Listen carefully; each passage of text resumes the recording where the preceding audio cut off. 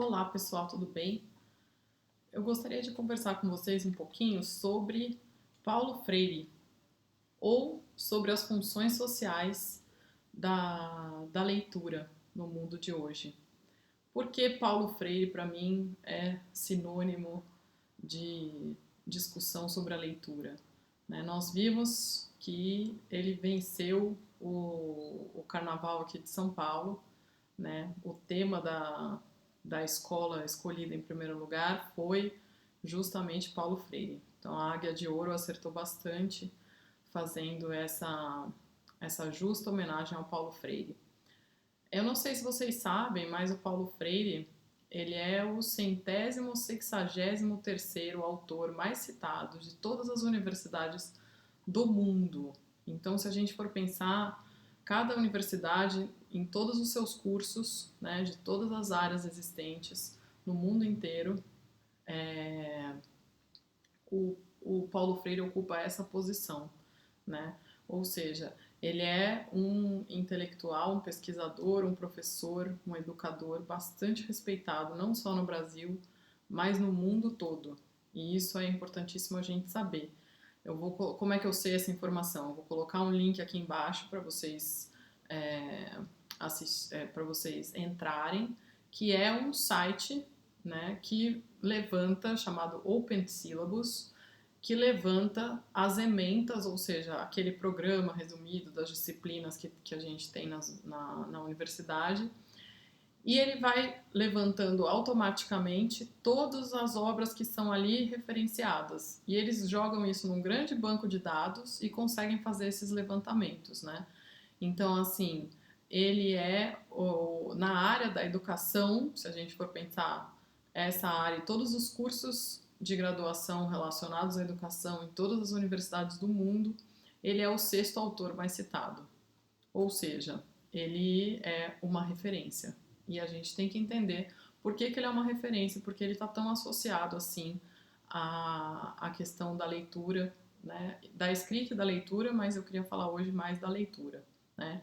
Então, para isso, eu estou usando dois verbetes do dicionário Paulo Freire, que depois também eu vou deixar a indicação bibliográfica certinha para vocês, que são sobre a leitura do mundo e sobre o ler e a leitura, tá? Então, com relação à leitura do mundo, a gente já tem no prefácio de uma das obras mais conhecidas do Paulo Freire, chamada Pedagogia do Oprimido, que inclusive é essa obra que está em sexto lugar em todos os cursos relacionados à educação do mundo inteiro, né? No prefácio da obra, a autora que prefacia, Fiore, diz que a cultura letrada não é invenção caprichosa do espírito. Surge no momento em que a cultura, como reflexão de si mesma, consegue dizer-se a si mesma, de maneira definida, clara e permanente. A essência humana existencia-se autodesvelando-se como história, né? Então, a questão da escrita, né, não é simplesmente uma invenção caprichosa. Comentei isso um pouco no outro vídeo, né, das funções sociais e da origem da escrita, né?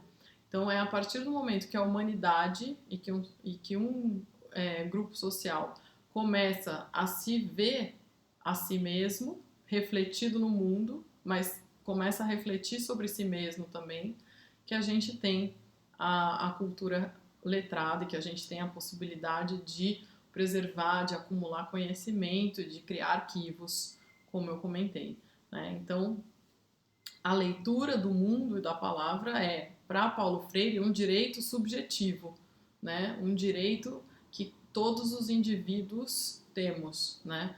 Por quê? Porque se a gente dominar os signos e os sentidos, a gente consegue esse processo de humanização e a gente consegue acessar o poder e a cidadania, que são os fins últimos, né? Não que a gente queira o poder da maneira como ele está estabelecido hoje, mas que a gente queira, mas a gente quer com certeza criar uma outra forma de estrutura, né? De poder, né? Em que as chaves sejam menos de poucos, mas estejam distribuídas pela população. Então, continuando aí nesse verbete que é a leitura de mundo, a leitura do mundo da palavra é assim, uma forma de humanização. E se a gente for pensar na palavra do oprimido, há um olhar, né, uma sintaxe que esconde alguma coisa, há ali uma ausência, né, que grita. E se a gente pensar no aniquilamento desse oprimido, né, há uma ampla bagagem de experiências feitas, né, que lhe tomam o corpo e que lhe marcam a alma, né? Então, desses enfrentamentos do oprimido, dessas sofrências, a vítima busca a necessária resistência no saber sobreviver, no saber solidário que a protege da completa rendição a que o opressor intenta submetê-la, garantindo o direito à insurgência, ou seja, a ter sua voz ouvida, a fazer diferente, né? E ele lembra sempre que ninguém lê o mundo isolado, né? Os oprimidos em comunhão asseguraram-se de manhas para não se deixarem transformar em coisas. Então, do lugar onde eles estão, eles possuem uma leitura singular, né? Análogo, ou seja, próximo, parecido com aquele que, situado na periferia, vê também o centro da cidade. Agora, os moradores do centro da cidade dificilmente enxergam a periferia, né? Se a gente for pensar numa cidade como São Paulo, esse centro e essa periferia, numa metrópole tão grande, eles estão distribuídos, né? Então existem muitos centros e muitas periferias no sentido dessa imagem, mas normalmente esses moradores do centro, né, eles não conseguem ou não querem, né, enxergar essa periferia. Então, para o Paulo Freire, há um papel pedagógico e político nesse processo, né? Então, nessa troca de saberes, nessa interlocução, nesse compartilhamento. O educador, o professor, ele nunca pode se omitir de também ele comunicar a sua leitura do mundo, né? Então, nós temos, cada um de nós, a nossa leitura do mundo.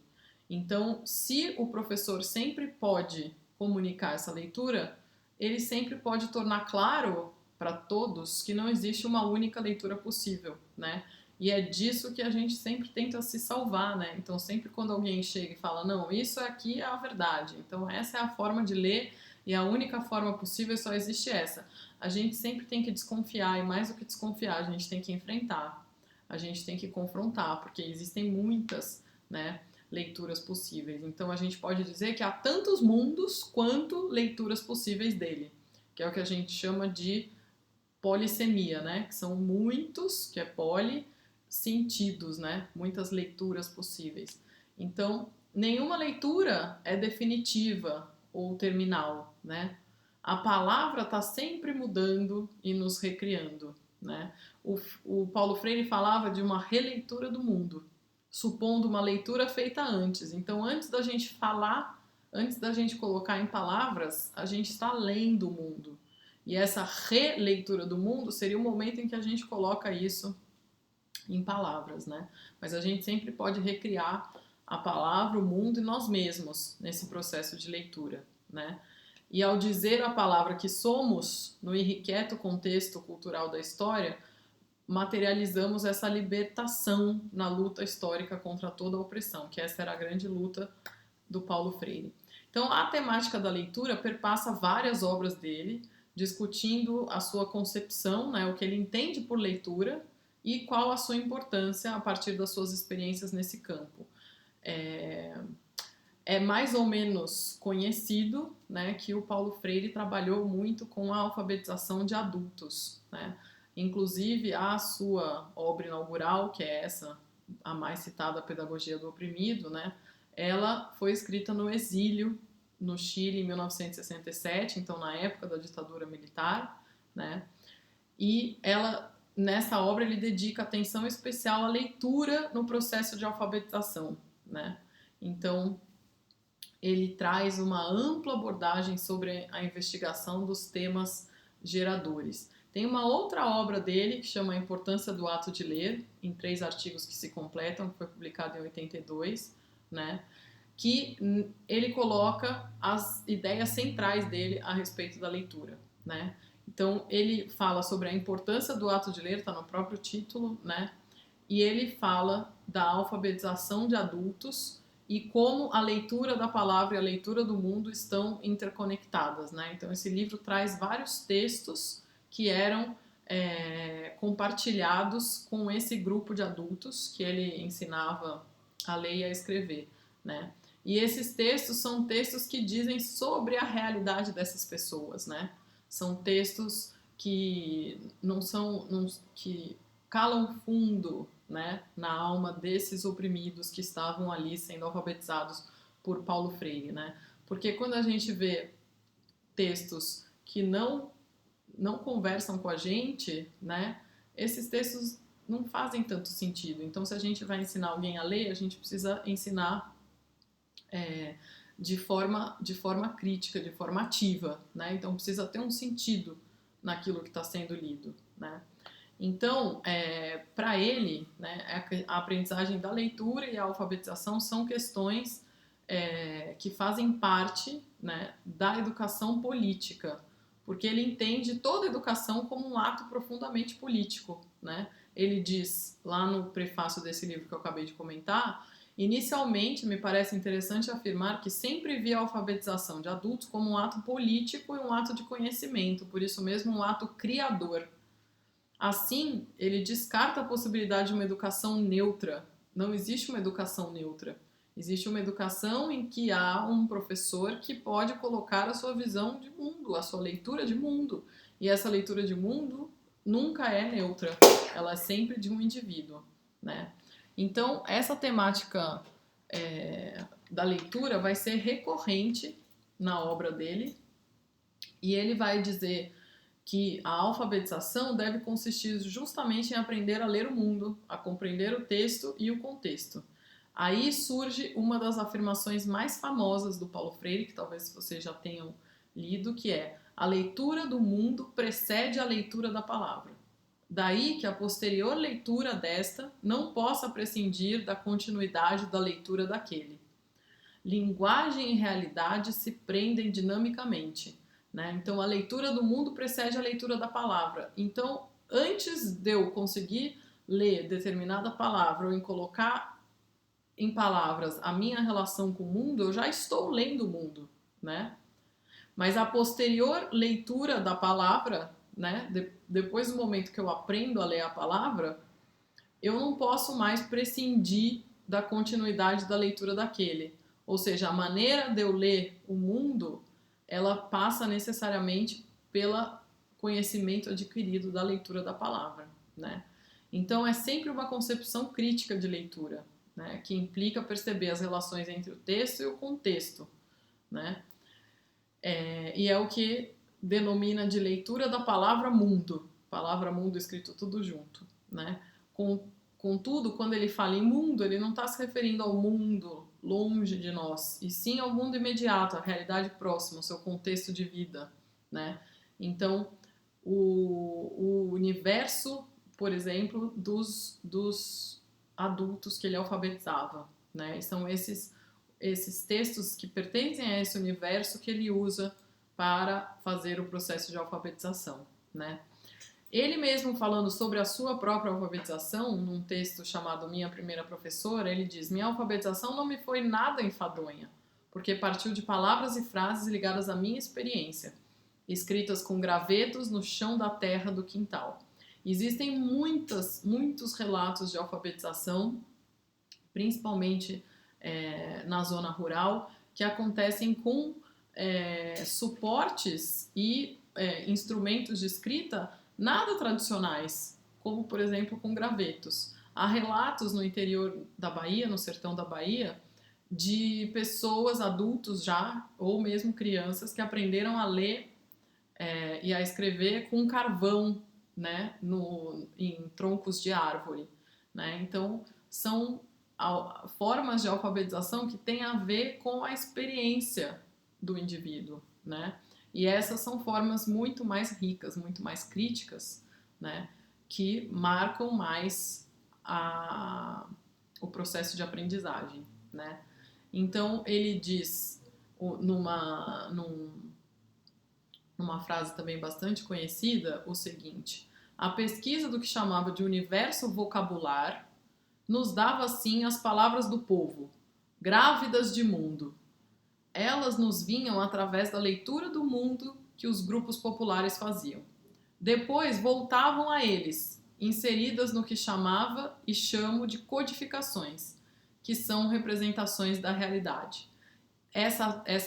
Esse trecho que ele fala das palavras do povo, que são palavras grávidas de mundo, se junta com aquele conceito da releitura. Ou seja, o mundo já está ali, o mundo próximo, imediato da realidade, da experiência da vivida do oprimido já está ali, ele já está sendo lido, né? Mas entender qual é essa leitura de mundo, para saber quais são as palavras que estão ali para serem lidas, para serem escritas, para serem entendidas, é o trabalho que deve ser feito pelo educador, né? Então, continuando lá no verbete, nesse sentido, a palavra tijolo é exemplar como palavra geradora usada por Freire na alfabetização de adultos trabalhadores na construção civil em Angicos, no Rio Grande do Norte, na década de 1960, como ele mesmo escreve, né? Então, ele pesquisa o universo vocabulário e usa uma palavra. Então, nesse caso, a palavra tijolo, né? E o Paulo Freire afirma sobre essa forma de alfabetização, né? Essa forma de fazer ler. No fundo, esse conjunto de representações de situações concretas possibilitava aos grupos populares uma leitura da leitura anterior do mundo, antes da leitura da palavra, né? Ele não gostava muito dessa expressão método Paulo Freire, né? Ele não costumava usar essa expressão, mas a maneira do Paulo Freire alfabetizar, né, com certeza é uma concepção, uma prática pedagógica que vincula a aprendizagem e o exercício da leitura da palavra à leitura do mundo, né, sem a dicotomia entre a leitura do texto e do contexto, visando pronunciar o mundo e desvelar a realidade, né. Então eu queria que vocês ficassem com a principal função social da leitura, mas também da escrita, mas eu queria enfocar um pouco mais na leitura, por isso que eu selecionei esses verbetes para comentar com vocês, que essa leitura da palavra mundo, de acordo com o que escrevia Paulo Freire e aplicava no processo de alfabetização, é a leitura importante, né? Que não é uma leitura... não é uma leitura banal, não é uma leitura sem razão de ser, né? Mas é uma leitura informada, uma leitura em que o leitor escolhe o que ele está lendo, o que ele está construindo, o que ele está relendo a partir do que ele observa no mundo. Então era isso que eu queria mostrar para vocês. Espero que tenha ficado tudo claro. E é isso. Eu vou deixar os links aqui embaixo e aí vocês podem procurar mais informações. Muito obrigada.